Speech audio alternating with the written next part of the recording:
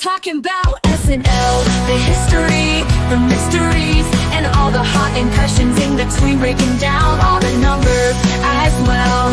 In your favorite sketches with special guests, it's on the Saturday Night Network.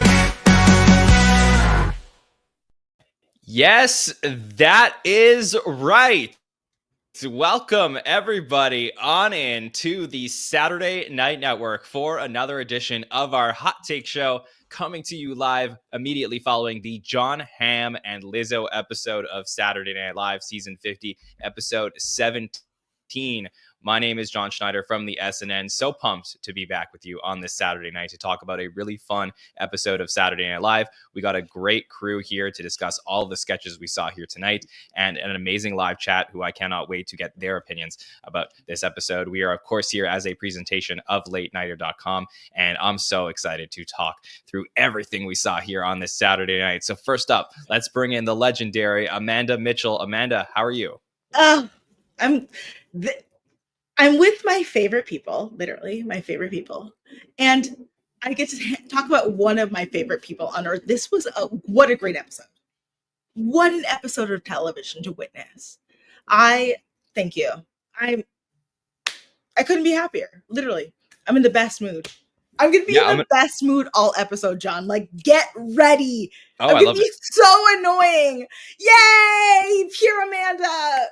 Yeah, I love Pure Amanda. So it's great to get some excitement because I also thought this was really fun. I can't wait to talk about Jon Hamm, and I'll save that for my headline. But first up, let's introduce our other panelists. The amazing Rachel Chang is here. Rachel, how are you? Hi, so wonderful to be here. Sorry, I'm so excited that my earbuds keep falling out. Jon Hamm is just part of the SNL family, so it was just so wonderful to see him back in the hosting role and some great sketches, a pre-tape that I'm already obsessed with. So excited to dive into it all. Yeah, he definitely feels like he's a part of the SNL family. No doubt. We saw all the cameos he's made since the last time he's hosted. But man, I just wish he would have hosted sooner. There's something about having Jon Hamm as the host of this show that just feels right. So we're going to be talking about that all week long. And we will start off our conversation tonight with me heading over to Amanda for her hot take or headline from the episode. Oh, okay. I literally sat and I thought about this. I wish the writing was as good as the lead up to this episode was. I loved this episode, but I wish that there were points where I was like, there was nothing where we're going to, like, it was a great fourth time out here, period. But I'm waiting, like, there was so many great bits, but for the longevity of the wait time that we had, we should have gotten a little bit tighter in the writing. But I think even so, they elevated to the reference point that they were going for. It's like a man who, like, he hasn't left this franchise. He keeps coming back, but we're coming here. Yeah. And they made point to make sure, like, he's been gone, but he hasn't been away. You know, he's been like the salt in the pasta water. Okay. All right. Well, Rachel, what did you think about the show here tonight? Any hot takes or headlines from you? Well, the headline that I think is going to be everywhere is definitely my favorite sketch or bit of the pre-tape of the night was the White Potus. I think that was I am going to be watching that, hyper-analyzing it. I feel like I'm going to regret things I haven't noticed that we don't talk about here. There's just so much buried deep in there, from Alex and Beck returning to Scarlett's cameo. I think that's going to be the headline that's out there. And I echo Amanda's thoughts. Everything, it was wonderful to see Hamm back. I do wish anything else stuck out as much as the White Potus did. You know, I think that may be the best pre-tape of the season. It was fantastic. I'm really excited to talk about that when that one comes up. Look, with Jon Hamm, so I agree that I think that the writing was stronger last week. However, I do feel like tonight was a really solid night for the show. And I just think that, Jon Hamm's legacy at this show, which we will talk about a lot throughout the week, will be a big what if, because I think that this is a guy who has an argument for maybe greatest host of all time, or could have had that argument. Because I think if he starts hosting in the 70s, 80s, or 90s, there's a good chance that he hosts this show 15 times.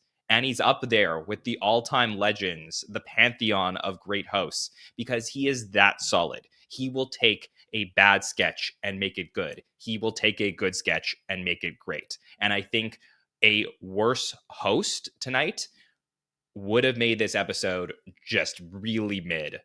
But I think that Jon Hamm extremely elevated a lot of the roles he was in and made this a much better episode than it could have been without him. So for me, he continues to prove why he has the potential to be such a great host and so close to the top of the list for me. I had him borderline top 10, and I think there's an argument you can get him into that now. So that's my one headline from the night. The other one is, are you guys not hearing us in the live chat? I just want to make sure. I'm getting some text and some audio issues. So if there's, hopefully everything will be fixed from this point forward. But the other thing that are you guys, Amanda and Rachel, you guys are hearing me okay? Yeah. Okay. Perfect. I can hear you guys, but I see that everybody else is having trouble. But I'm fine. All right.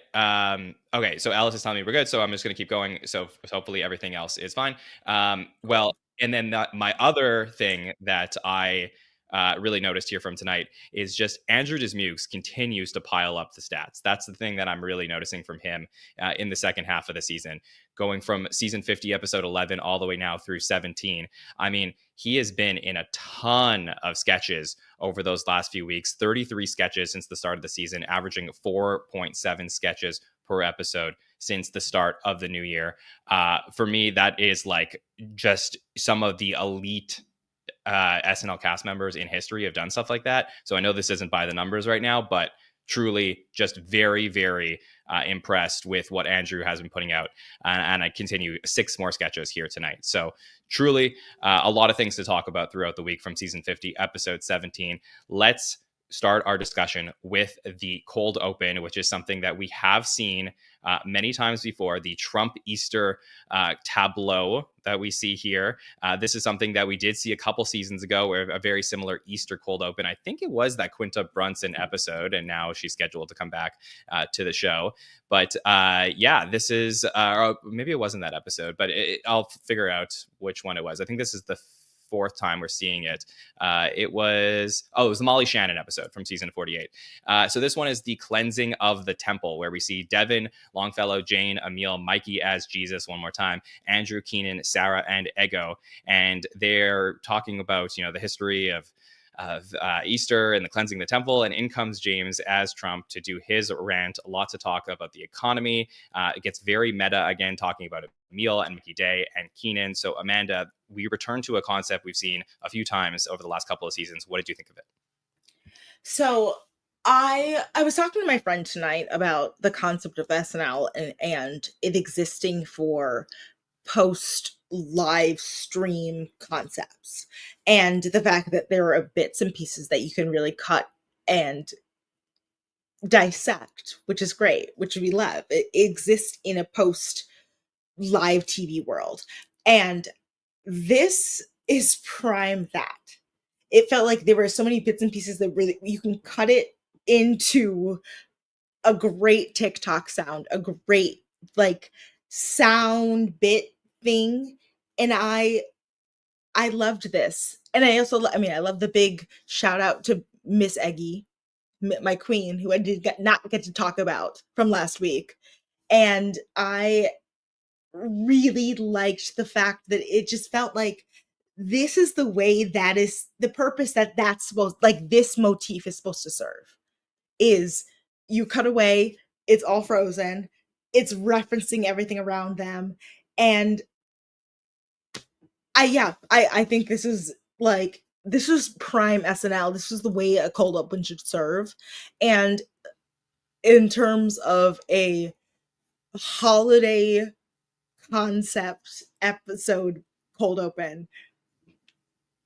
Come on, like this was great. I really loved this, and it was just nonstop. It felt like there was just joke on joke on joke. It was it was a perfect parfait of comedy. Thank you, SNL. I really appreciate it. Thank you. So the last time we really saw this was in earlier this year in 2025, where we saw this in the Timothy Chalamet episode. Rachel, are they going to this well too often? Do you like what you're seeing from these Trump tableaus? I mean, yes, the freezing tactic is getting pretty common, but what I love about it is what it allows. It allows them to go behind the scenes and bring in what I love most about the show, which is all the kind of meta behind the scenes stuff, talking about oh my gosh, why can't I say Emil, that he was backstage, that he looks more like Jesus, and then Mikey with the blue eyes. And you notice Mikey's eyes moving more than he normally would be frozen, and then suddenly he breaks out a character like that. Those little bits, how it's evolving out of it, having people come out, having Keenan leave the frozen moment because he's allowed to, but Ego hasn't quite earned that status. I feel like those little elements is almost like they're playing on this concept that they're doing so much. And even though I didn't realize that, I guess I didn't watch enough March Madness to know that Mikey really did have the Great Clips campaign. All over. I didn't understand. Yeah, I Googled that. Yeah, but but what a great promotion for Great Clips to get this bonus shout out on the cold open of SNL. I mean, so many of our favorite cast members are doing these. They won on just the Google game alone, the SEO game alone. Like people are going to be like searching that. This is like, what? I'm sure Jameson for Che and Jost and Tropical Smoothie Cafe for Chloe Feynman. The blue text not getting on TikTok, that. The search text, the blue search text on TikTok, pop off, girl. Yay! But also there were, sorry. Go ahead, Rachel, please. Oh, sorry. I was just going to say, I feel like of the night, this was one of the best written, just all the buried jokes. Every line was just so great. Like the mess I made, little bits like that. I feel like this one really nailed it. Yeah, the writing was really good. I know James really works with the writers on this, and he could just riff forever. And, I hate to say this, but I really want to hate these because they're so similar to everyone we've seen before. And I always encourage scenes being refreshing. Like everything I write down on paper that I want in a cold open isn't this specifically, but I get won over every time. Like they win me over, number one, with all of the meta stuff. And if you know me, you know how much I love that. I think it's so important for the show to be a show within a show. I talk about that a lot. So when you're talking about featuring Emil, Wakim, you're doing the Mikey Day with the commercial stuff. I mean, think about it. SNL cast members once upon a time were not even allowed to do commercials. Now they're being referenced in sketches, their actual commercials. Like how crazy has it become? Keenan leaving, I have to think, beyond the fact that Keenan joked that he's the veteran cast member, can do what he wants. The inspiration of that had to have been the Morgan Wallen stuff that happened a couple weeks ago of just like him leaving the sketch. So I think that was really fun. And then obviously like everybody was talking about Ego's incredible moment, Hall of Fame moment on Update last week. So you get James talking about that here.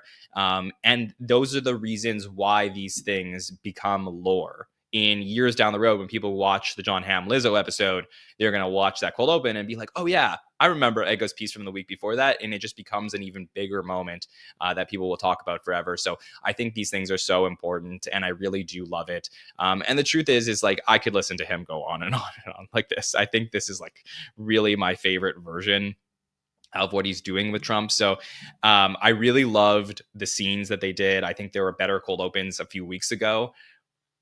But I can't lie. I really liked it. I thought this was really fun here tonight. All right, let's jump into the monologue. So in comes Jon Hamm, who says, I'm here for the fourth time, but it's been a minute. And he talks about making 14 cameos since then. So you knew I was going to come in here tonight with the stats.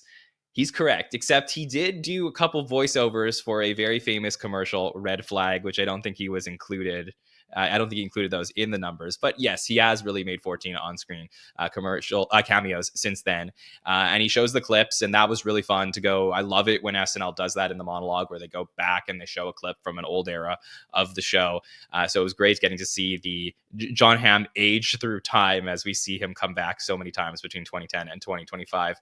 And, he talks about how cameos can really help boost a mediocre sketch. In comes Kieran Culkin, who we all hope will get that second chance to host and not be left at the altar for, not being able to host during the writer's strike a couple years ago. And there's some back and forth tension. Give me your Oscar and Mad Men's better this session. So I thought this was really, really fun, Rachel, from the monologue here tonight. What did you think of it? I agree. I think, again, it was all the meta stuff here, too. It was being about his position, being 15 years. Am I counting that right? 15 years since he's been in that position. And just like the kind of self-deprecating nature of it all with the jokes in the past and walking out and the audience going wild, all those little moments kind of helped. I did hope that when he was doing the Wikipedia bit that he would then reference the podcast and the numbers instead of Wikipedia's having the number of cameos. But you wish he said, well, SNL Stats says. Exactly. I was hoping for that. But yeah, it was nice to see Kieran. Obviously, he's nearby and on Broadway right now, so it made sense that he could pop on by. The gray sweatpants reference I hadn't thought about in so long, because I feel like that was a while ago. And I did Google when that was, and it was from like more than a decade ago. I mean, there have been multiple gray sweatpants, but it's been a minute for that reference too. So it was kind of fun that was also a throwback. And I also thought his little ending when he said that this is an American institution, there's nowhere where I'd rather be right now, that just felt so genuine. I really thought that the ending really was solidified how much this show means to him.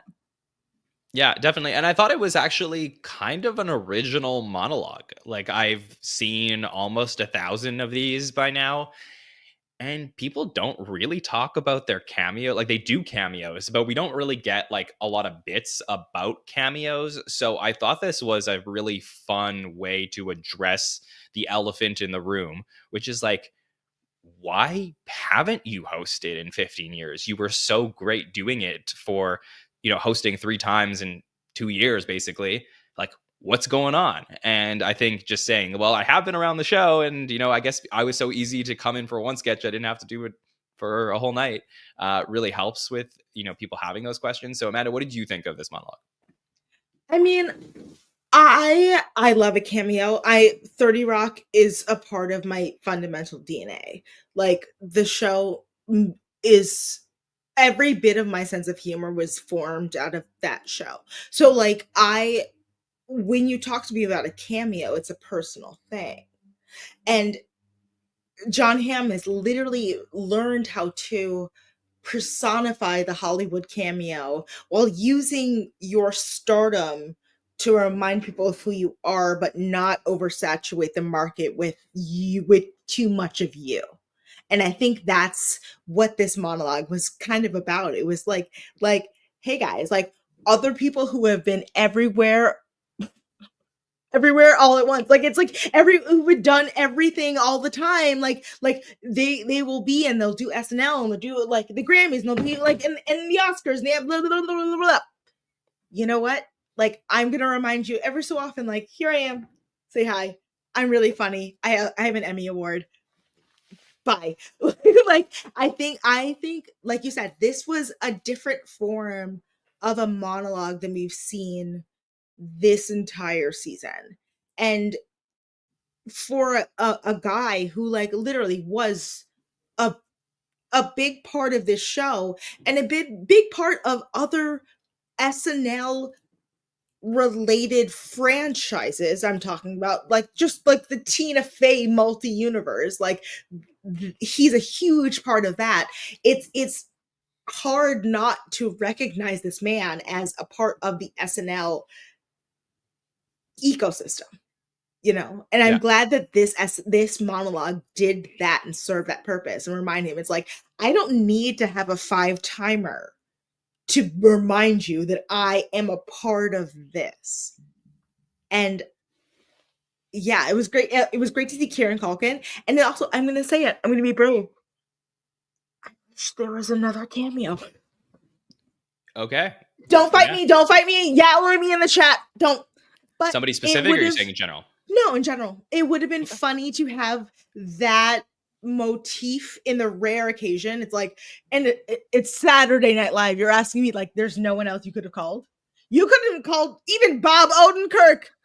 But you know could what? have called William Burr. Well, respectfully, I disagree. I disagree because I do think, you know, having Kieran there was a fun way to, you know, like who I think Kieran also cameoed in the Steve and Marty episode a couple years ago. Yeah.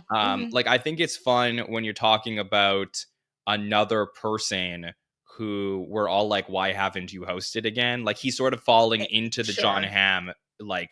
Where are you? Or yeah, exactly. Why haven't you done this? Yeah, I can agree with that. Yeah, so for me, I think the cameo was beautiful. I mean, Michael McKean's also over there. Yeah, well, this I know there's for sure other people who could fall into that category, and if that would have been the whole bit, that's fine. But I think like as far as like focusing on Jon Hamm and like him and his legacy, I think this was a really, really solid monologue for that. Yeah. So thrilled about what we saw here to start off the show. Let's head over to our first sketch, which is the CTC BC, or the Check to Check business channel, because you know, we're all about the tariffs, talking about them on this show. So we have Hamm, who's playing Kenneth, and Ego, who are anchoring this Check to Check business channel show, talking about the stocks that are rising, but really the Check to Check stocks for the people who work Check to Check. We also got Keenan, who is discussing all of the products he is having, like Perrier. Instead of Perrier, he's just going to drink Uncle Bubble. Instead of DiGiorno, he's going to drink Devonte. He's going to eat Devonte. So then we get that. We also get Andrew Dismukes as Bryce Terry, talking about his new side hustle, Funko Pops. So a lot of really, you know, things that put this episode at a place and time. Sometimes when I'm watching these episodes live, I'm thinking like, what will we look back on? Like, we will know this took place right around the time where these, you know, the stock market was really going up and down. So Amanda, what did you think of the CTC BC sketch we got to start the night? Sometimes I watch these shows and I just watch the ticker. Like I watch the gigs and the fake things that they were putting up on the screen in order to like see what was happening. But it felt like one of those things that I was laughing at because it hurt, because it was so accurate. It harmed me. Like it like it felt like a like laughter by 1,000 cuts. And so I'm not saying I didn't enjoy it, but it just felt like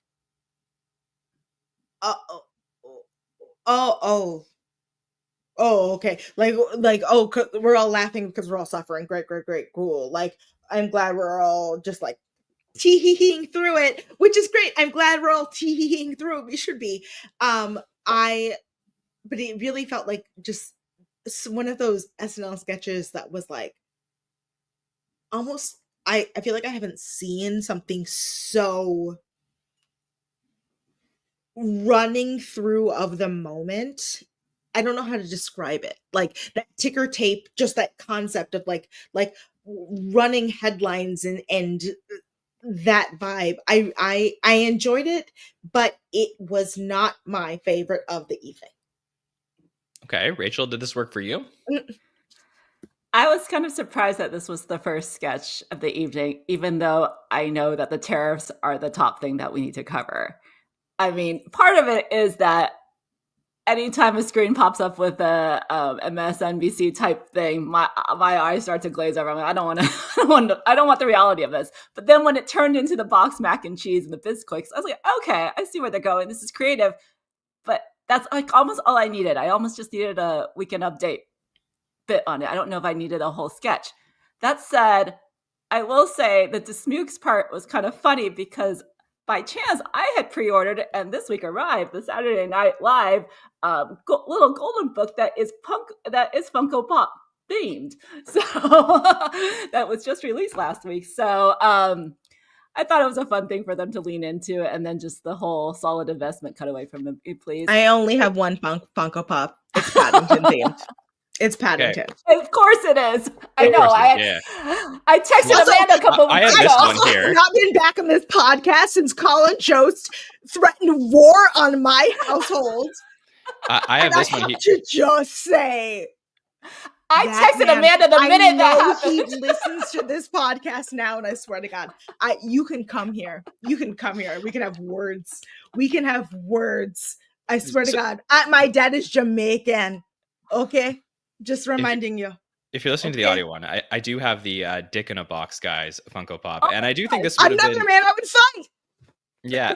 Well, I do think that this is a really would have been a good opportunity maybe for Andrew to have some of the SNL ones in there. But yeah, no, I thought this was really fun. I do wish this went in the direction of wake up and smile.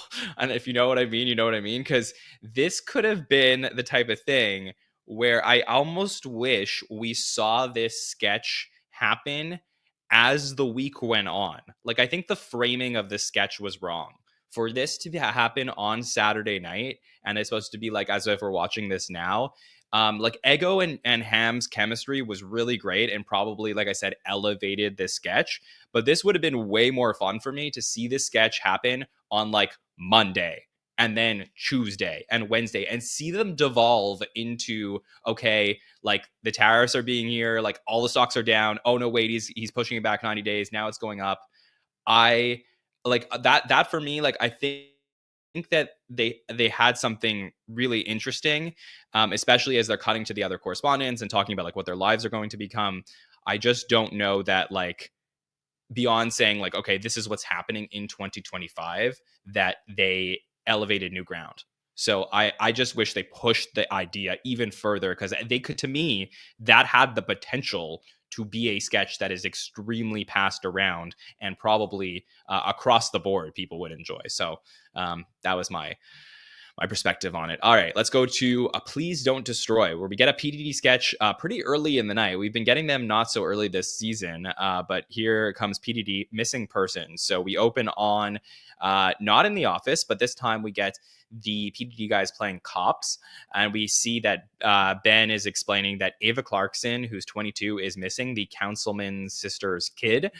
We see John Higgins there as well, and then Jon Hamm, who's playing Daniels, is less interested in the missing person and more interested in the pizza that is ordered for them to solve this case. So he's like, pizza, yeah. We see Martin come in as Agent Murphy from the FBI, and the back and forth continues as Daniels tries to figure out why they're calling it a pizza party, why there's a missing dog, why did they order Hawaiian pizza, who the fuck orders Hawaiian? It ain't a sleepover without meat lovers, y'all, as Martin would end up saying as the sketch completely devolves into a discussion over pizza. Eventually, Ashley Padilla comes in as the victim's mom, and Jane comes in what they think is the missing person, but actually the pizza delivery driver. So, Rachel, what did you think of PDD?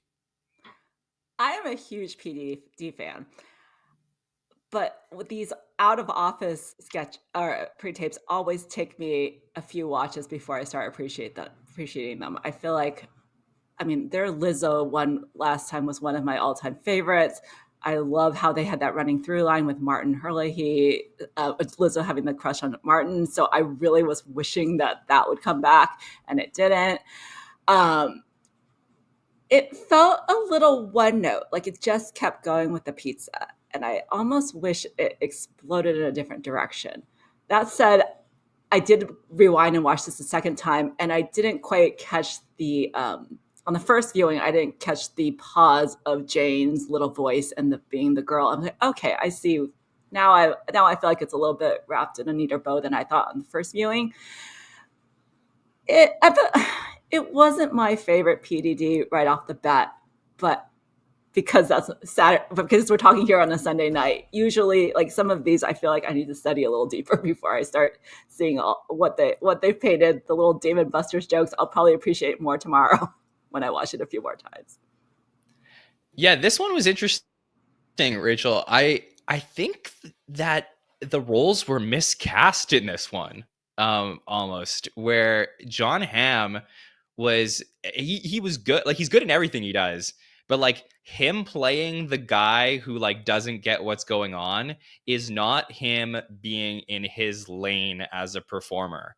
And then I think that the PDD guys like all being on the same level in a sketch creates a much less exciting please don't destroy sketch, where like they're all cops and they're all sort of like I think when Martin, the best part of the sketch is probably when Martin starts to get on like Jon Hamm's level and starts realizing about the pizza. But I think like that's so far into the sketch that you almost like lose the energy of what makes Please Don't Destroy so great. And it's the like these are three best friends that, you know, end up getting into these arguments or disagreements over really stupid things. And I feel like we don't get that here, even in the context of the cop drama. Amanda, what did you think of this Please Don't Destroy sketch? Well, first of all, I'm deathly allergic to pineapple. So, like, I have no opinions about pineapple, like Hawaiian pizza. First, like that doesn't. I like Hawaiian pizza. I cannot tell you what it is like because it will kill me. But like, I wish so like in general, not saying that took me out of it. It didn't. I just saying I have no dog in this fight. But I think in general, PDD, like this, when I talk about like this episode underrating for the moment, this is what I'm talking about. This felt like just, okay, oh, I see the joke. I get where you're going. I think Ashley was like, she has been knocking out of the park for what she has been handed.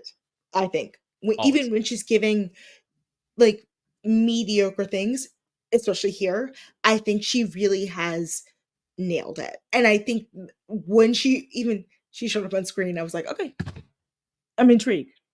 And other than that, I'm not, until you said it out loud right now, I forgot that this happened. Yeah, look, it's just interesting. I know what I find really fascinating about Please Don't Destroy in terms of where they're going is just like I just wonder if they're still trying to find their identity. And I feel like they had an extremely established identity that everyone was like just riding with because they were doing it so often on the show. And then the movie comes out and then like they're really like almost coming on every single week. And just the quantity that was coming out was so reduced. And then we start in season 50 seeing all of these different types of pre-tapes, including pre-tapes from people from previous eras. And I just wonder if they're just like trying to find a way to like get their voice back. And ironically, like they do it with a voice parody and then with this as well. And I just like, I'm still trying to like I really want to give them the benefit of the doubt. I really want to tap into like what they're going for, but I just think the things that made me really fall in love with them as being like the next great pre-tape era is missing from some of their most recent pre-tapes for me personally. But I'm still rooting for them to figure it out because I do think they're really good writers. And sometimes like there's little jokes within sketches that I really do enjoy from them. We're going to move on to a game show next called Guess the Correct Answer. Very simple name for a game show. Very excited to see Michael Longfellow back as a host of a game show. That was exciting. We get two pairs of contestants. One is Ashley and Emil on the left side. And on the right side is Mikey and Jon Hamm, who's playing Paul. Jon talks about how, you know, he's nervous because he has a great life. He's worried that something he does will go viral and will ruin it all. He's a dentist. He lives a beautiful life, so there's a lot to ruin.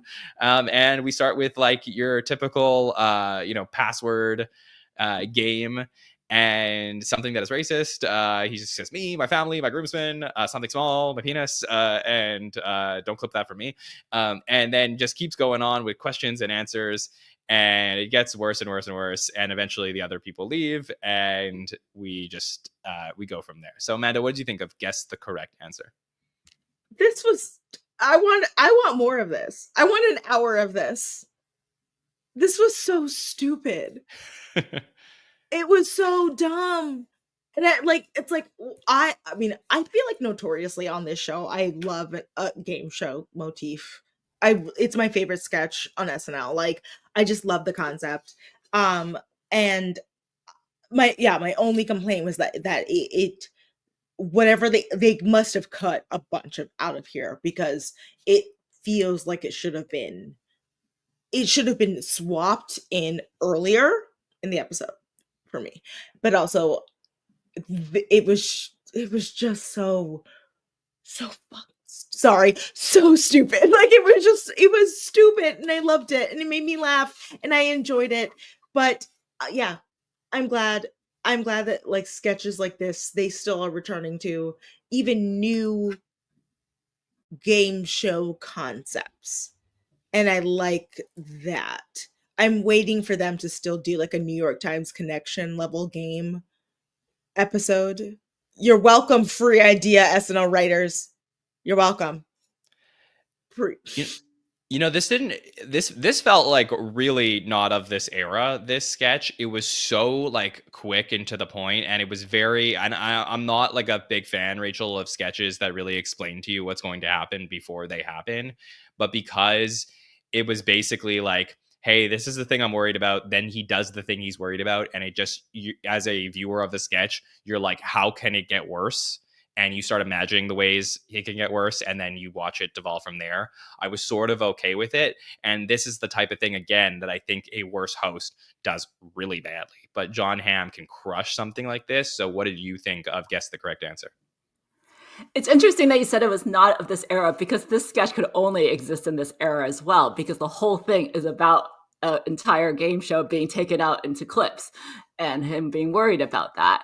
So in a way, it's a commentary on how what this long form of entertainment we've been watching for decades has now kind of not disintegrated, but like is now all that matters is one wrong word, one wrong thing. I, in general, don't always get excited when a game show sketch starts, just because there's so many of them.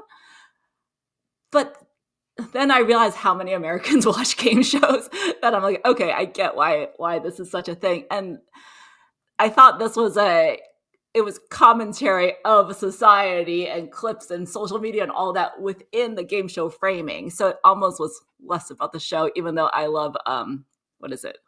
$10,000 pyramid? Is that what this was? Yeah, pyramid. Yeah. Yeah. So I thought, and I don't think we've seen that in a bit or at all. I don't know if I think we saw that actually in the first episode this season. I think in the Gene Oh, Smart gosh. episode, did they do something like that? Maybe Kind I of blocked that episode out of my head. yeah, if I remember correctly. But yeah, I mean, it is super interesting, and I like what you said, Rachel, because I think that what worked for me in this sketch was the social commentary, was the idea that all of these people go on these shows now, and they're worried that they're going to say something stupid to the point where they're going to get clipped. And I do wonder that for the writers of this sketch, because there's so many celebrities going on game shows like all over the summer and things like that, if that is the same thought, if like they are concerned that someone is going to say something stupid when, you know, Michael Strahan's hosting Pyramid, and they're just like not sure that they're going to be ever recover from it. So I do think that is that was something that was interesting for me from this sketch that Jon certainly made a lot better. All right, let's do it. Let's talk about the thing we all want to talk about. Okay, this pre-tape comes up, and I'm super excited. I remember when they did, was it the Black Lotus a couple years ago when was it Aubrey Plaza's episode? I think that was really exciting. I'm a huge fan of the White Lotus. I do wonder how this plays for somebody who doesn't watch the show. But for me, as someone who loves this show, this was really exciting to see the White Potus, where we start to see the Trump family. So we get Chloe Fineman as like Parker Posey, but Melania or Victoria Ratliff in the show.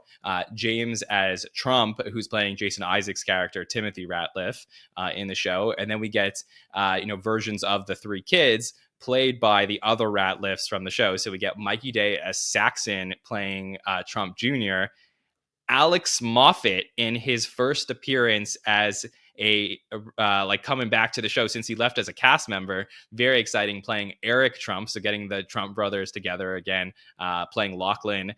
Then we get Scarlett Johansson returning as Ivanka, playing a version of Piper from the show. So we get that whole blender scene, very famous blender scene from the finale of White Lotus, or throughout the season 3 of White Lotus. There's a quick joke and a cut to Commerce Secretary Howard Lutnick, played by actually John Grease, who they cut to from White Lotus season 3.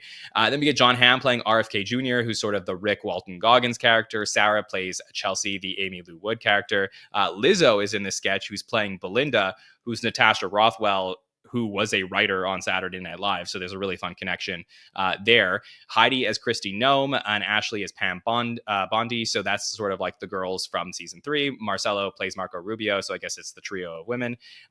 Beck Bennett making his first appearance since being a cast member on the show in season 46. So exciting to get him back in the building playing Vladimir Putin.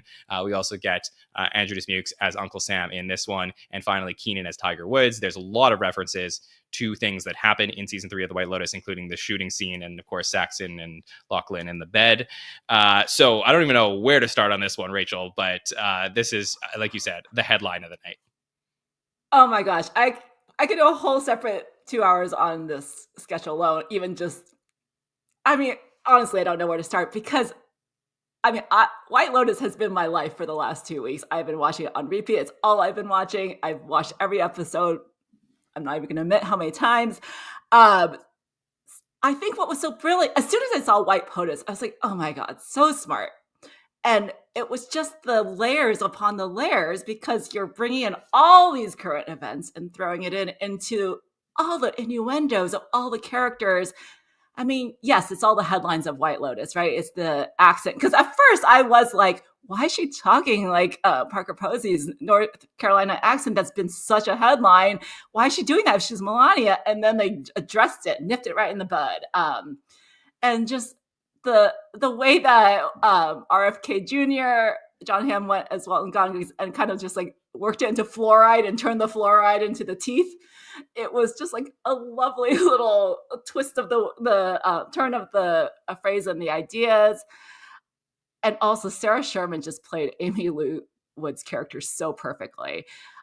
Also Ashley as Pam Bondi and Heidi as Christy Nome was just such a creative twist. But then when Marcelo's Marco became the third of the trio, but then the cattiness that's we've seen so subtly throughout the season of White Lotus was like so blatant here with them standing right there whispering about him, her, whoever, the 3 girlfriends.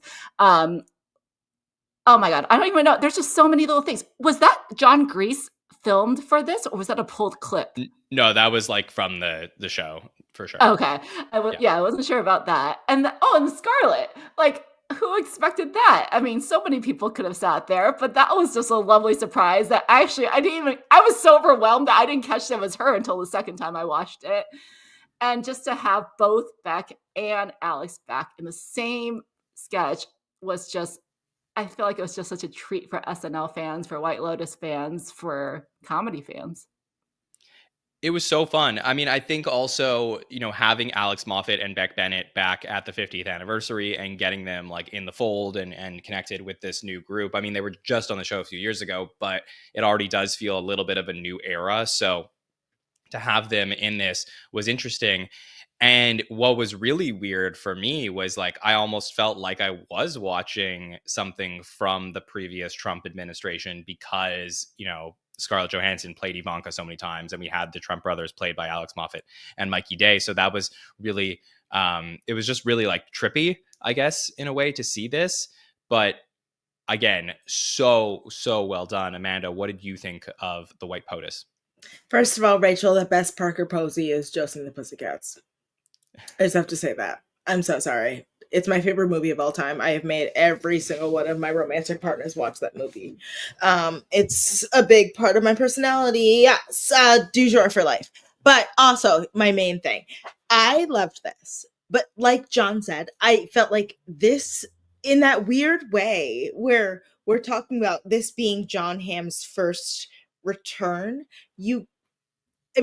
the RFK of all, unfortunately. You actually could have put back in 2017 and it would have fit perfectly. It still would have made sense. And like but that's a testament to possibly the longevity of this sketch. The fact that we could place this sketch, unfortunately, 7 years ago and it would still fit in and make sense perfectly. I mean, I don't remember when White Lotus premiered. That's not been 7 years. But you see, the reference still remains, guys. Don't yell at me.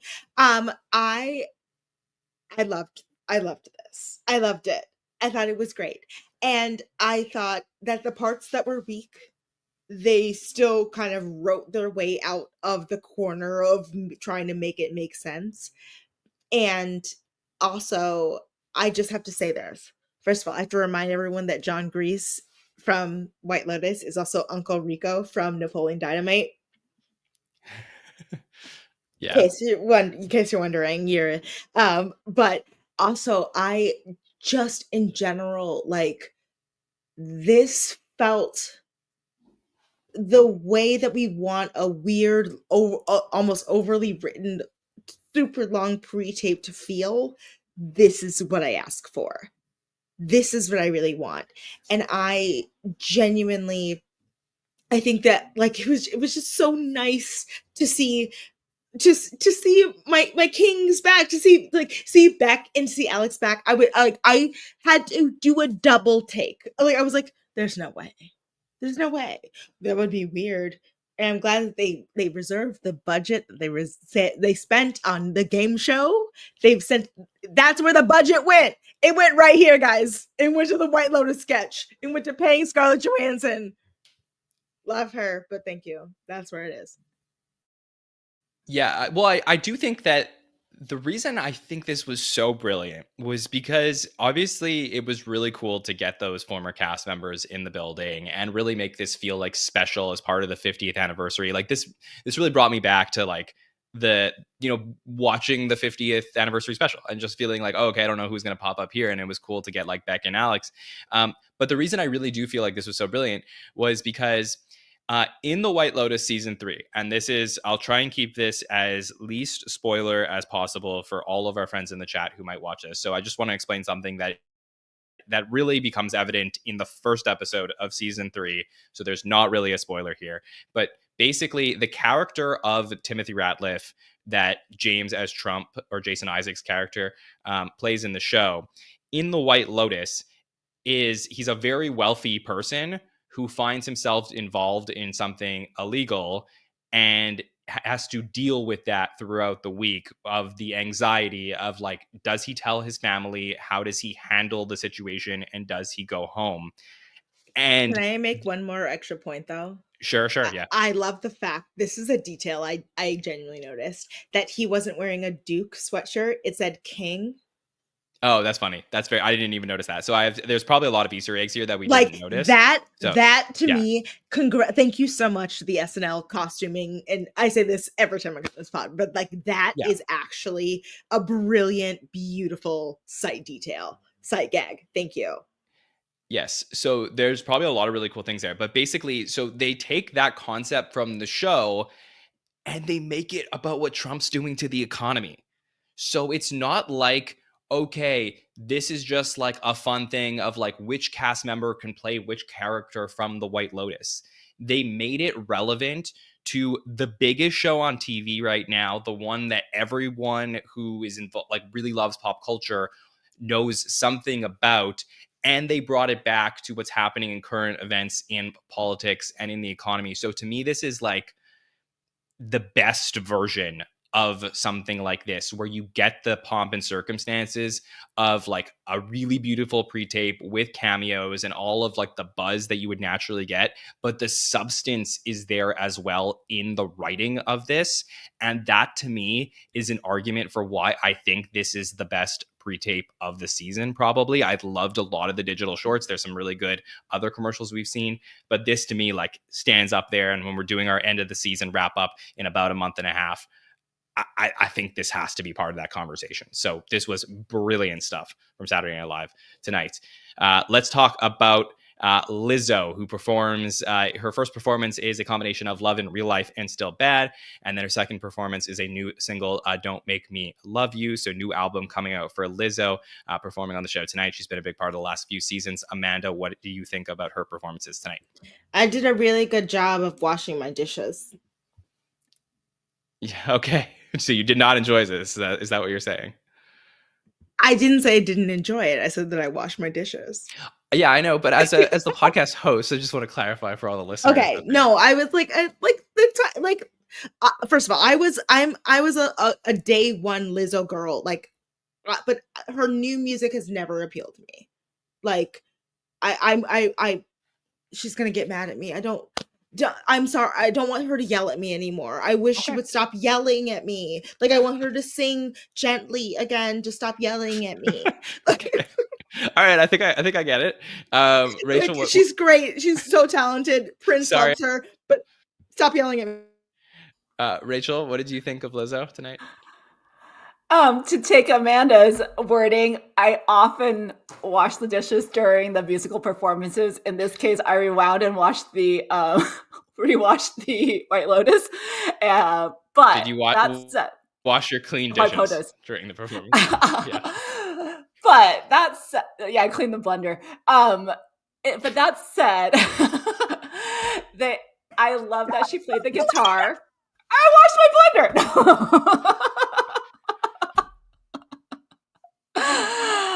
I actually have a very similar blender that I have not touched all week. All right. Well, okay. So it seems to me that these performances. You just put soap and water in it and let the blender run. Okay, no more White Lotus stuff. Okay, sorry. No, I did love that Lizzo played the guitar, had the tariff tank, and that the two performances were so different. Like, I feel like one showed her, it showed her true personality. She looked gorgeous in the second one. She rocked it out in the first one. I feel like I think I missed Lizzo being the host and being more part of the sketches. She's such a great part of the show, and it almost felt sad to see her only reduced to a quick cameo and performances. I wanted more. Yeah, I mean, look, sometimes that happens when you have a former host come back, and it's, you never know when you're going to get them during the week. I mean, it was very cool to get her in the White Potus, but yeah, I mean, obviously, just it's always really fun for me, I'll say this, when somebody premieres music that nobody's heard before and they're hearing it for the first time on SNL. So to get her to perform her new single there that nobody's heard, I think that was really fun. I'll be curious to ask Punky Johnson a little bit about Lizzo, and Punky is scheduled to join us on the roundtable on Monday. So that'll be fun to get her on the roundtable. She's been there a couple times when Jon Hamm showed up for cameos. So it'll be great to get to talk to her more about this on Monday. All right, let's over to a jam-packed weekend update where we get lots of talk about the Tariffs. But of course, if we're going to do that, the best way to do it is to bring back Bowen Yang's first signature character, Chen Biao, appearing for the first time since season 47, episode 11. That would be the Will Forte episode from a few seasons back. And Trade Daddy is back, Rachel. So were you excited to see it? My family is from Taiwan. I will start with that. But so I did kind of like the throw to Taiwan and what's happening there. I'm not sure if this has been clear, but Chen Bao, his character name, actually means money pouch in Chinese. So I feel like that's a wonderful thing that is always tucked into that. I hope my translation's right. Money, basket, pocket, something like that. Pouch sounds cute, right? And then I also love that they had him talking about Shen Yun. I am going to keep my feelings about Shen Yun to myself. Google it yourself. But I would just say Rachel, Google it before you buy a ticket. Let's talk about it. Oh, but I don't want them coming after me, so I'll just leave it at that. So I do feel like, and even the Newman's Own salad dressing reference was just such a random but hilarious one to pull out of all the American things that could have been mentioned. So I mean, I love that we had 3 features this week, which was, I don't think has happened in in a minute. So, and I love that this was the first one and that was so relevant to this week. And I very much enjoyed it. Yeah, so the first time this season, we got 3 commentaries on Weekend Update. The last time this happened was season 49, episode 18. And this is, I believe, we're working on the stats, so I think we'll put this out tomorrow officially on social media. But as far as I can tell, and shout out to Alice, one of our producers in the chat, who did some research on this during the show. But I think this is the latest into a season going back like over 20 years for us to get 3 commentaries in an episode on Update. So clearly it's something that the producers have been trying to move away from, but they probably felt very strongly about these 3 correspondents or 3 features that we got on the show. And this is such a natural fit. I think this would have been one of those things that at the end of the season, we would have looked back at a missed opportunity for Bowen Yang, who's been one of the stars of the season, not to bring out this signature character. Look, I don't know Bowen's thoughts on the character. I know that, you know, clearly he felt like as he grew as a cast member on the show, he wanted to move away from playing Chen Biao. But you got to go back to, you know, something if it just fits right. And I felt like some of the writing of this was so great. I know he used to write these with Sudi Green and Jasmine Pierce. So I wonder if like Sudi got a call for this.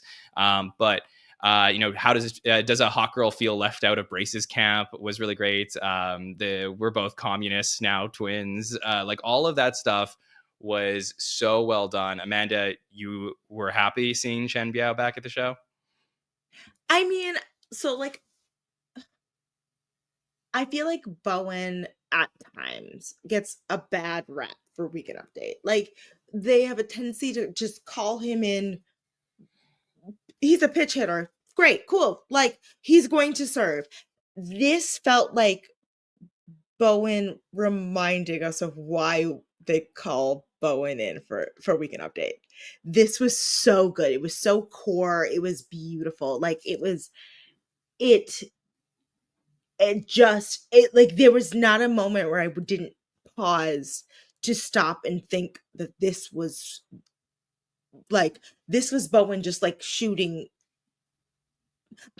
I'm running out of metaphors. It's 2 a.m. You liked it. Like, thank you. I really liked it.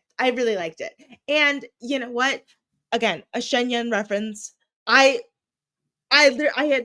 stopped everything. And it was like, because it's what that's like, there are sometimes when SNL makes like a deep New York reference, like a reference that like we in New York are all talking about. My mail is somewhere around here. I think I have a Shen Yun like pamphlet.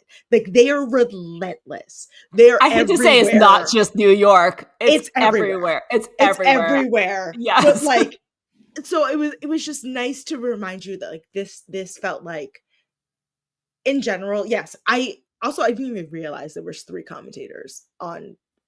I'm using the wrong word on Update. Yeah. Thank you. You're doing great, but I think it would be good to transition to Emil because I think that it's really interesting to talk about him, who does another round of stand-up on Update, talking about how only 18% of young people feel proud to be American. So what do you think of that? And he talks about it starts with him and his eyebrows and then transitions over to, you know, he's very happy with the life that he's living until he has to see his Uber driver and how much he should open the door. And, you know, it is, again, like, you know, for Emil, who had a great start to the season and sort of tapered off in the second half, really great to see somebody find his voice and confidence back at the show. I have to wonder if, you know, maybe he hit like a little bit of a rookie wall and there was like a reason to put him out there tonight as being like, hey, we still believe in you. You're going to find your voice back and you're going to continue to go on and end up being a great cast member. So this could have been a really important moment. If he's a cast member for 5, 6, 7 seasons, we may look back on season 50, episode 17 and say at his lowest low as a rookie, he came out here on Update and slayed, and then ends up going on and becoming what he will end up being on the show. So Amanda, your thoughts on Emil Wakim on Update here? To go back to what I was saying about this was an investment. This was beautiful. Like I don't have a single note other than the fact that Emil literally looks like one of my best friends. They are twins. I did not realize how much he looks like the male version of one of my best friends. Valeria, I love you so much. You are beautiful. So Emil, you're also beautiful. But like truly they are twins. But like this felt like, in a way where I've worried about SNL 50, where I felt like there's been a sort of fear and timidness.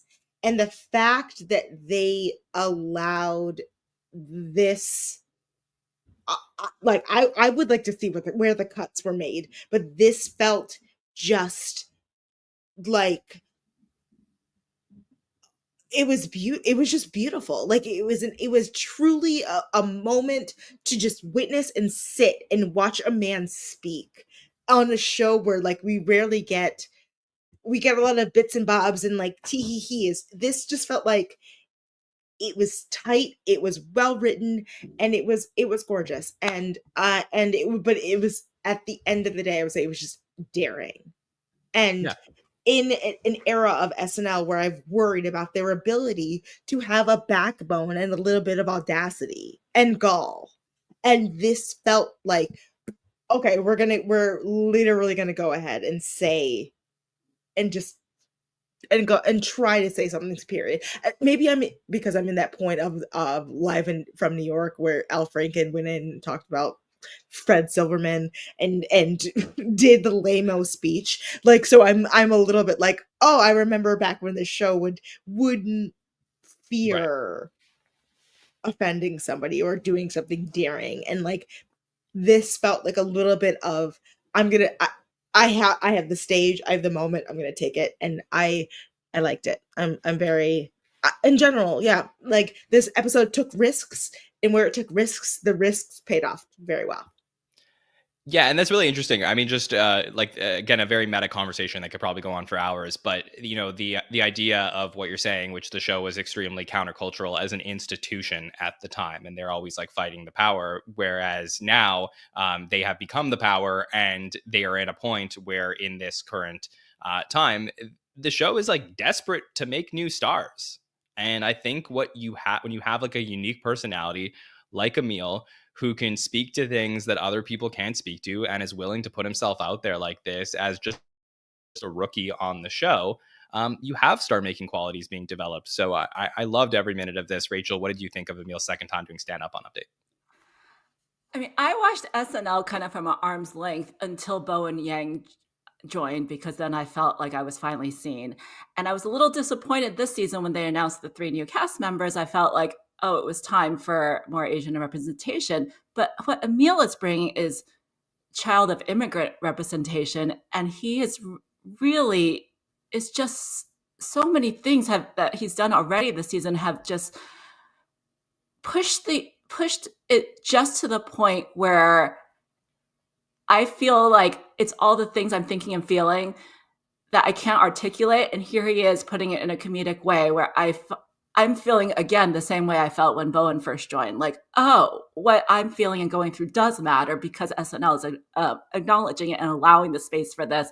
So it always is emotional for me when he especially talk, and even my dad is an immigrant. My mom is, like Colin says, normal. Just like the silliness of that is just, I think, such a real thing second generation Americans do deal with. And I think that even when he then kind of transitions into the more serious notes of, I am an American, in my bones I know I am, it's like, yeah, and right now look at what's happening in the country. So I really just so appreciate that he's given the time, that this wasn't cut, that they allowed for 3 sketches. And then I just love that they then tie it in with Colin so seamlessly. And the fact that Colin said, I'm excited to read all the YouTube comments on this one, was like a perfect way to acknowledge it in just the right way. It was funny, but also genuine. First of all, that was awesome. So thank you for saying that. It really makes me feel like my only issue with this is I do feel like Emil should have been the closer here. Like, he should have been the third correspondent to come out. but I know they love Sarah Sherman, so she is going to play Don Altman, or Jost's accountant. So like another version of something we've seen before, which is a Jost roast, talking about eating her own eggs and all of that. Talking, saying that, she's going to go through Jost's budget, like he goes through an after party line by line, and, how much Jost spends money on ice. And really ends in a very unique way, different than what we have seen before from Sarah, talking about just how she's going to exit through the back of Update, and tells Colin that there's just so many women tied back there. And I have to ask one of the Update writers during the week who had the role of holding their hands out from the back of the desk. So funny to me. Rachel, what do you think of the third correspondent, Don Altman? I mean, I always love a Jost roast, and that said, this wasn't my favorite one. But then when they punched the backdrop, whatever you call it, the map, yeah, I felt like that's so iconic, and the fact that she like punched through this iconic piece of SNL memorabilia, whatever you call it, set, was just it just elevated it in a way that it made it so ridiculous, and in a way it was punching our very punchable face guy, right? Like literally. Yeah, that's very true. Amanda, what did you think of Sarah's piece on Update? Okay, so first of all, my main question, where did the camera that zoomed in after she punched in on her left side, where was that camera? Where was that camera all along? Because it was looking gorgeous. That's a handheld camera. That's like a content. It was amazing, but yeah. It's more like where I in my memory, I do not believe I've ever seen a shot like that on a Weekend Update. I am probably incorrect. I admit when I'm wrong. Rare, but I will admit when I'm wrong. But in general, this to me was in terms of a Jost roast, wasn't the strongest. In terms of a Sarah Sherman performance, great. A great one, because there were so many beautiful physical moments. The writing with two pencils, and she was taking notes. She had two pencils in her hand. That's brilliant. Here, I think it was, if I could watch her on mute, and it would be hilarious. And that's in general better. It takes away from the weak points of this. It wasn't great. But it wasn't great in terms of like, we know that the built on character idea of a Jost roast is going to end with just Sarah herself roasting Colin. So we're going to have her doing different characters every single week or every few weeks in the motif of this. Okay, cool. But I could just watch Sarah Sherman do anything. Yeah, me too. Like, I think this was very fun. I will say that that she does like this thing whenever she does the her update correspondence, where she like sort of just like leaves her mouth open. Yes, between lines, where she's not saying anything. And I think it's like very like, I noticed it first when she did like the Peppa Pig fan club, which I really loved. But like it's almost like a crutch, I would say. She's pre-reacting to the punchline. Right. And which again, like I know that if I was like having a conversation with her in person, I probably would be like, you were really hilarious. But as like a little bit of a bit, it does like not flow the way I want it to. But the same open mouth from the cold open that they mentioned. Oh yes, possibly, exactly. Yeah. Yeah, like open mouth. Like open mouth Sarah might become a thing. So yeah, it was, anyways, it is very interesting just to watch for. All right, let's go on to our sketches after Weekend Update. We will start with the new parents sketch, where we see Sarah, Andrew, Heidi, and Mikey, who are sitting around a living room, and in come Randy and Trucker, I think that's the names, right?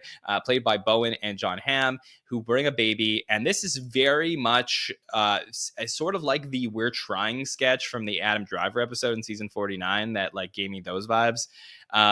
But you know, like, where did you get this baby? They were at a rave last night. Like, who is the person? And like, it's just a lot of like back and forth of like, why is this happening? Don't ask me these questions, but why, but don't, but why, but don't, and back and forth for minutes. So Amanda, what did you think of the new parents sketch?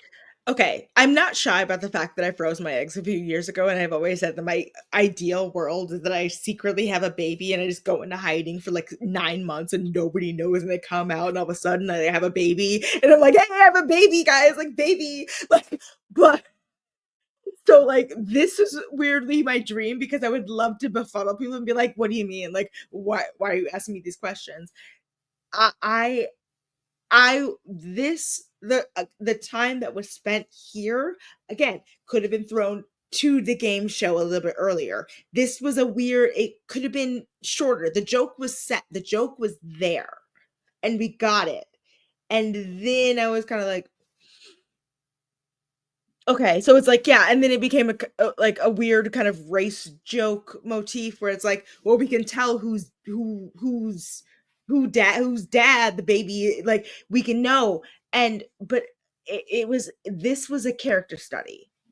It was a beautiful character study, and it was a character study in which I would actually rather explore external of a sketch, where I'm like, no, I want to see that gay couple just denies the concept that they don't like, that anyone carry, like, I want to watch that motif. But in the here of it all, of the Saturday Night Live of it all, it was fine. Yeah. It was fine. It was fine. It was an underwritten sketch that was also too long. Underwritten too long. I have such a hard time analyzing these ones, because I really think this sketch probably kills at the table. Like, I think this sketch, out of anything tonight, was probably the one that everyone was just dying at hearing Bowen and Jon Hamm go back and forth with the four others. I think it breaks all the rules of sketches that I like on the show. And like, that's where I struggle with it, because like, I know that like, this is one of those things that like, when you write it, it probably works really well. When you're hanging out with your friends, it probably works really well. I don't think these sketches play well on TV. Like, there's just something about it. I mean, I can get into like, this is probably more of a roundtable discussion to get into like the logistics why, but there's like a lot of things that just really throw me off when I'm watching it. And I am genuinely trying to enjoy it. But Rachel, I'm so curious your opinion of this one. I mean, the whole time I was just trying to figure out if this was a sequel to We're Trying. And then I was like, but there's nothing in common with that. But yet there is everything in common with that. Yeah, I could have done without this. It felt like filler on a night where we could have done without filler. The lines were not as crisp, or yeah, like you said, I feel like if you're bantering back and forth, it's fun, but they don't come across as crisp as the cold open jokes. And I feel like they tried so hard. It's almost like the 8 languages joke went on too long. Like, I was anticipating, just get out. What are the 8 languages? But that's not something that was worth me anticipating. It didn't turn out to be all that. There wasn't the reward at the end. And the AAPI month, at first I was like, what? We're a month early. And then I was like, oh, okay. Yeah, it's fine. It wasn't. I literally went, isn't that May? Yeah. But that's the thing, is like, there's a lot of like wordplay in this, and like wordplay always gets me, but this is more fun than funny. Like, if I'm gonna go back to that classic, it's just like, it's like okay, like, you want to, like, I almost want to, as like somebody who analyzes these things all the time, like, I almost want to telegraph the jokes before they come, because then I'm like watching them. You could feel them. Yes, exactly. Like, I think we could riff and we could come up with like 10 other jokes that get added to this sketch. And it's like, that's probably like why they want to put this on, because it's like so writer friendly that anyone in the room can This was a writer's sketch. This was a writer's, it would like, like you said, on the page, beautiful. I bet hilarious. In the writers, like in the room, beautiful. In actual, no. Yeah. And like, that's why the cast, when you're watching this one, like has a lot of trouble keeping it together, because the lines themselves are really good lines. I just don't think they cohesively come together as a sketch. There's no like the logic of it. There's no logic. It completely breaks down to the point of like the characters in the sketch all become unnecessary because they all become versions of themselves. So like they're like the same person. Basically, Sarah, Andrew, Heidi, Mikey are all like Mikey. So there's a lot of things about it that I think that if we do discuss this on the roundtable, we could talk about more. So yeah. All right, let's keep going with the herpes commercial, or herpes stopper, where we get Jon Hamm as a host talking about first Heidi rock climbing, then Chloe and Andrew kayaking. We get Marcelo, Sarah, Devin, I believe, hiking. We see Ego and Longfellow salsa dancing in slow motion. Mikey eventually dancing, who's having the most fun. We see Devin and Jane. There's just a lot of cast members who are all doing things in slow motion. And the reason that they're doing them, according to Jon Hamm, is because they have herpes or something similar. And that is when you see somebody doing one of these activities in slow motion, culminating eventually Jon Hamm realizing that he is rock climbing in slow motion. Rachel, what do you think of our commercial? I just love when they parody pharmaceutical commercials, because pharmaceutical commercials are just so ridiculously mundane to the point that they need to be ridiculed. And I thought focusing in on the slow motion was brilliant, especially, and all the elements they honed in on, like from the folk rock to the obviously the rock climbing. Just they really picked up on all the little things that make these commercials absolutely so, like, they just scratch your head whenever they come on. But I was like constantly, it was even though it was in slow-mo, I was also like, there was so much back and forth between cast members and non-cast members. And I didn't know if they were extras or if they were pulled from the actual ads. There was so much of that I just couldn't. I was like trying to find through lines. And then I was like, how come when they had the white, black, Asian, Latin, that they had to use people we didn't recognize? And then that whole series of at the end, there were like three clips that I think were all clips from, I don't know if they were from actual ads or just other clips. I just did it. There was just so much that there was just almost too many people in it. I almost wished it was just focusing on the people we know. Amanda, what do you think of this one? Yes, there were a lot of people in this, but this is probably in my top 3 of the evening. I enjoyed this very much.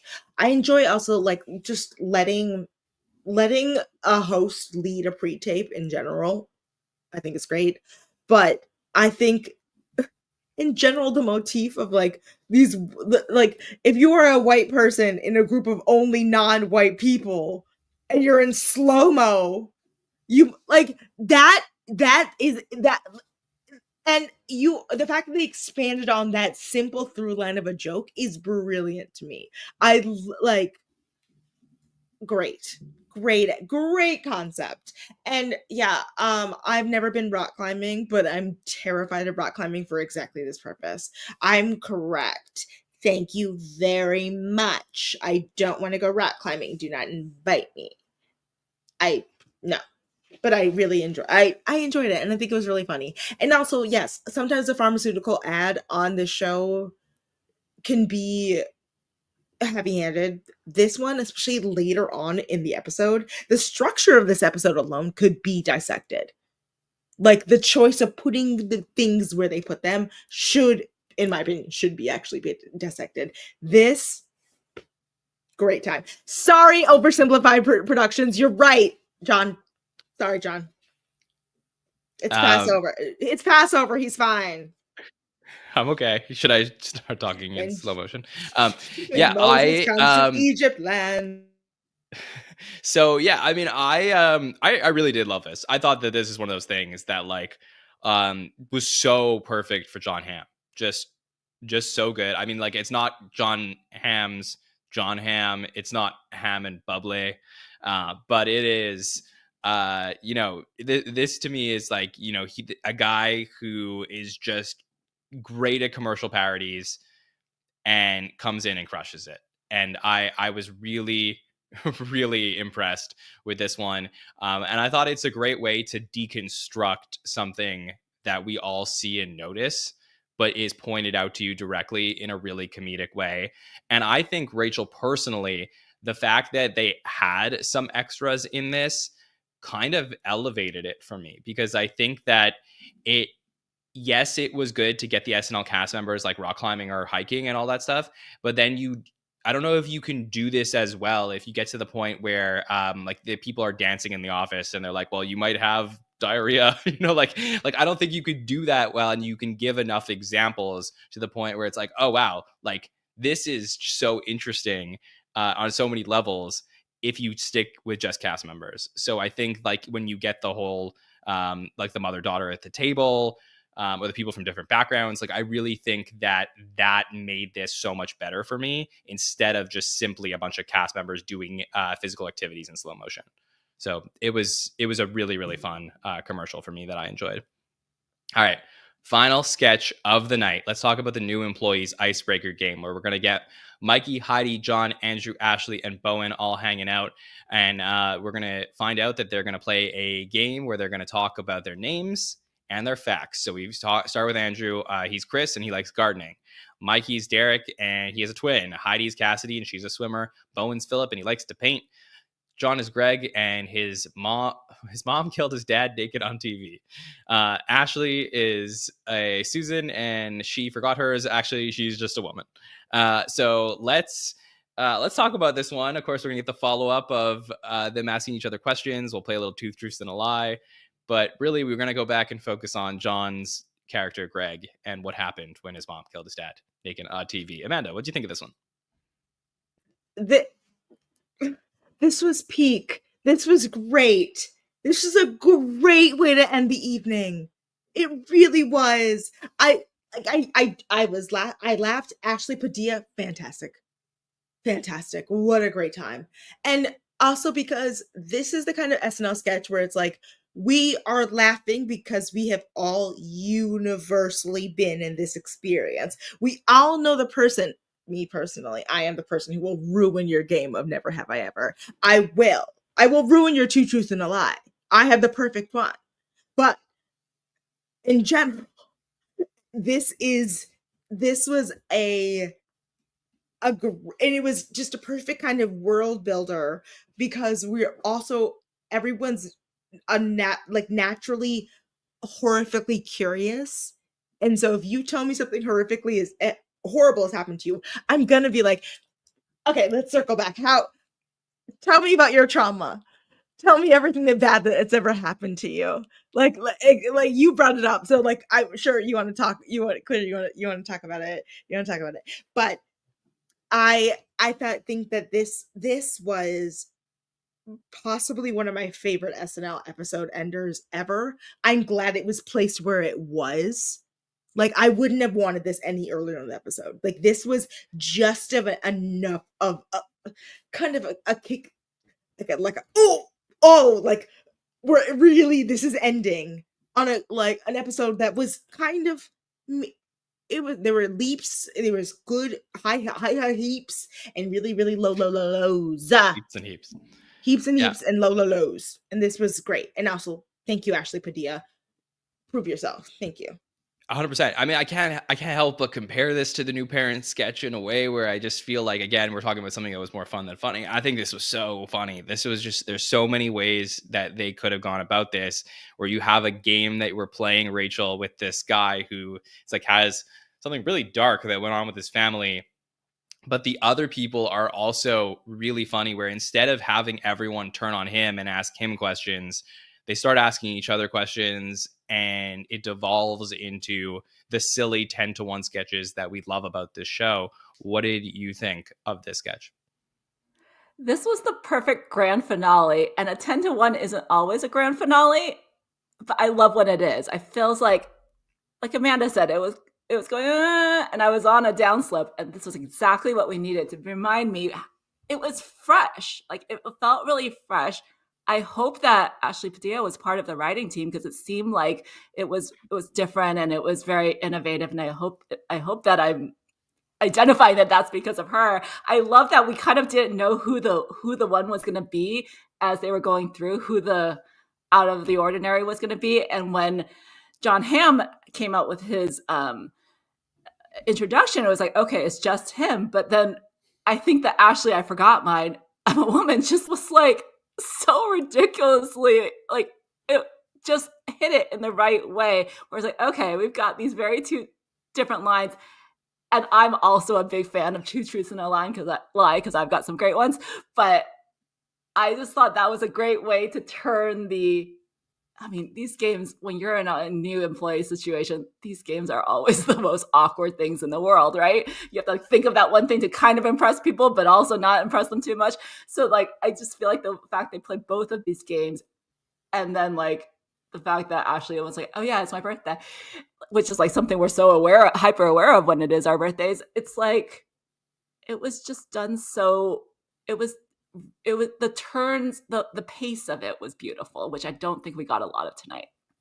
Yeah, that's so true. I love the frenetic pace of this as it kept picking up. And, Ashley, I've talked about her week after week. I mean, last week we unfortunately didn't get to see, her continue what she did the week before. But again, like, really solid night for her, 4 sketches. But this was like the pièce de résistance. Like, this was everything you could have asked for from having her back at the show. I mean, what's your favorite part about being a woman? My breasts. She talks about the story with the $20, and he was holding his penis. I liked it. And like, just the way that she like says those lines, she's going to be like the soundboard queen for years to come here on the podcast, where we're constantly playing her one-liners as she crushes it. And like, truly for me, like, if you listen to this whole show, you know how high I am on Jon Hamm as a host. Like, this is someone in only her 17th episode in her first season as a cast member going head to head with Jon Hamm in a sketch and proving that she can be just as funny as an all-time great host. So just crushed it. And everyone was really, really good at this one. So a really, really solid sketch to end the night. So happy this one made it in. All right, let's wrap on the Jon Hamm and Lizzo episode by thinking about how we want to rate this one out of 10. In the meantime, I will tell you about what was cut here from the night. So nothing on update. They got everything in for the night. We also had 4 sketches that were cut, including The Ditch, which was a London version of The Pit. I guess they're doing a London version of SNL coming up, so it was kind of good timing. London version of the new show The Pit, with Bowen, Ego, and Hamm doing London accents. It also featured Sarah, Longfellow, and Jane. We had a sketch called Phone Call, where Hamm and Heidi keep telling Andrew things to say to his mom on the other line when his mother was in the hospital. Bowen is one of Hamm and Heidi's friends on the other line as they talk over each other. Andrew shoots a phone at one point out of frustration. So that's the phone call sketch. Then we have a sketch called Hair Transplant, where Jon Hamm had a hair transplant of about 10 to 25 pubes and keeps touching his hair at dinner. Also featured Ashley, Sarah, Dismukes, who had some great hair on him as well. Devin, Jane, yet again in a 5-second walk-on role as a guest who immediately leaves. Keenan as Mr. Alan Turkey, who gave him the treatment. Final sketch is Manor House. It's a PBS show where a concussed Jon Hamm and Mikey are with horseshoe marks visible on their faces, and they're struggling at a dinner. Mikey literally had the set shaking by running into the wall at one point. Also featured Bowen, Chloe, Ashley, Marcelo, Heidi, and Jaj in that one. Some other notes. Kieran Culkin was not in the dress rehearsal. Sarah filled in for Kieran Culkin at dress, playing Kieran Culkin in the dress rehearsal monologue. It's the 4th time this year that we had a cast member stand in for a cameo. We had Ego as Kamala earlier this year, Sarah as John Mulaney, and Marcelo was he? He's probably on stage. Yep, it's very during possible. dress rehearsal. Yeah. I mean, if you did notice during the Jack Black monologue, you may have seen Kieran Culkin in the audience. So yeah, could probably only make it for the live show. With Bill Burr, they were together. And Madonna was there as well. There's a lot of people in the audience last week. Weekend update. Emil actually did part of this performance for his show back in February. So from his stand-up. Sarah's piece was cut as Don Altman last week. So we talked about that a little bit. This one that we saw this week had a totally new ending with her banging her head against the wall. And major shout out to Liz Patrick, director, for great camera work there at the end of this one from our friends at Dress Rehearsal. So, all right, that is what was cut from the week. Let's do our ratings out of 10. Amanda, how are you going to rate this one? I'm going to go a 6.75. Okay. It was enjoyable. It was good. When it was bad, it was bad. When it was really good, it was really good. And it did not live up to the history and charitable work that Jon Hamm has given to these shows. He's gotten a day rate, but the work he has given in cameos, you would think that after the last 14, 15 years, he would have given, it would have been tighter and better and had a Hamm and Bublé level reference point. But we were not given that this evening. And that's not on Jon Hamm. That's on the writing. And it was just fine. Okay, Rachel, what do you think? First of all, I love that everyone following knows the format and knew when to score before you even asked. And so I purposely wrote my score down before this because I didn't want to be swayed. So we have the best listeners in the game. Yes, exactly. Shout out to everyone. It's been a wonderful discussion tonight. I gave it a 6. I think it was. I will actually use the words of Jon Hamm from the monologue, where they took medium sketches and made them marginally better because of Jon Hamm. So I think that, and White Lotus aside, I feel like everything was fine, and Jon Hamm definitely helped it. So I'm going with the 6. I'm a little bit higher on this one than both of you. I'm going to go 7.5. I do feel like this is Jon Hamm's floor. Like, I think that he can't, like, I can't imagine an episode hosted by Jon Hamm that's like can do worse. Like, I do think that he really, like you said, like made a lot of sketches better tonight. I thought the cold open won me over. Monologue was really fun. The check to check business channel elevated a little bit by Hamm. Same with Guess the Correct Answer. I mean, that's like all Hamm running that sketch. White Potus to me was a classic. Weekend Update, a lot of really fun moments from there. I do think New Parents, even though I didn't love it, that gets better from Jon Hamm. The herpes commercial, he just crushed that one. And then we all love that last sketch of the night. And that, again, is really well written and really fun, but elevated by Jon Hamm. So for me, the whole night itself was a lot of fun, and with another host doesn't get anywhere near that point. So I'm so happy they brought him back, and I cannot wait to see him get his 5-timers jacket. And now in the off season, you can do all ranking of all the people who are going, or 4 seasons or 4 episodes away from getting, the ranking, all of that stuff. And then you can find out what Jon Hamm Monologue is doing up to, what he's doing. Yes, absolutely.